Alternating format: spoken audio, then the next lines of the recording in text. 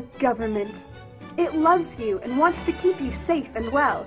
It even wants to make paying taxes, fines, and court costs easier for you. How? Well, you'll need to meet your straw man. He was born the same day you were. He looks like you, has the same name, and lives in your house, but you never knew he existed. You will have even paid his parking tickets or taxes. The worst part? He's been dead from day one. From every birth certificate, a legal personality, or legal fiction, is created with the same name to confuse little old you into thinking it's you. So, there is a human you and a paper you, or as it's commonly known, a straw man. So when it seems like government officials, court clerks, or the police are speaking English, they aren't. They're speaking legalese, designed to make you agree to verbal and written contracts without even knowing about it, all spun from Black's Law Dictionary. For example, when the police say, "Do you understand?" you'll say, "Yes." What they are really saying is, "Do you stand under our authority?" Oops-a-daisy, you just created a verbal contract with them. Oh, you clever government. Did you know that whenever you register something, you are handing over title to the person you register it with?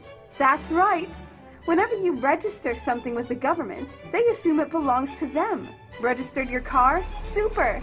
Now you are the registered keeper of your vehicle, and the government can crush it when you don't pay your, straw man's taxes. Expecting a new bundle of joy? Well then, you need to register your little darling with a birth certificate. Then they can start the process all over again and create a new straw man for your little one. Isn't that great? So when Junior grows up, he'll be able to generate revenue just like you have.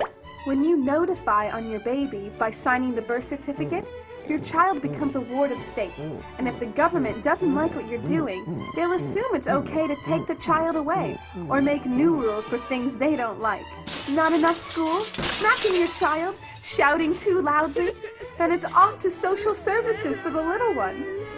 When you get a bill, it's sent to you, but belongs to your straw man, not you. That's why bills, fines, and summons start with Mr., Mrs., or Ms. Sometimes you'll see your surname in capitals, just like on a gravestone.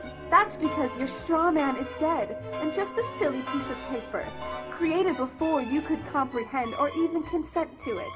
When you go to court, you represent your straw man, so you, the human, take on any costs, fees, taxes, and fines involved for the straw man.